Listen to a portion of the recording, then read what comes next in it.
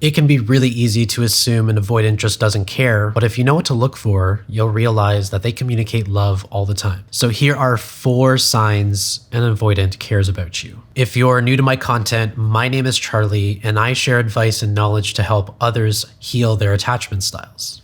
Sign number 1, they dedicate time for you. If they're asking you to hang out or they're making plans, or they take time out of their day to see how you're doing, then it's safe to say they care about you. Avoidants really cherish their personal space. It's one of the ways they recharge their social and emotional batteries. If they're making time for you, especially if their battery is drained, then they really care about you. Sign number 2, they ask about you.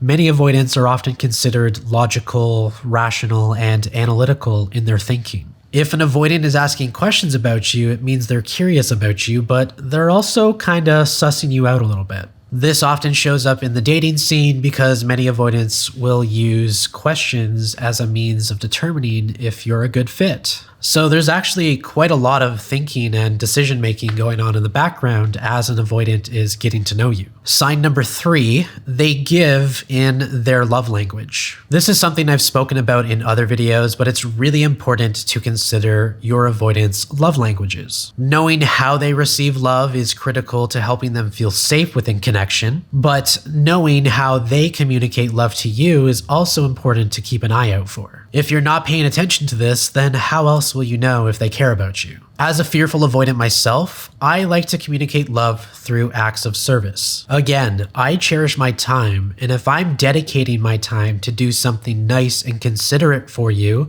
that makes your life better in some way, then I really care about you. So make sure you know an avoidant's love languages. And sign number 4, they begin to open up eventually. If they really care about you and they see it going somewhere, they're going to open up gradually. They will make an effort to be vulnerable, but it will be at a pace that feels safe for them, and usually much longer than what the anxious preoccupied would probably prefer.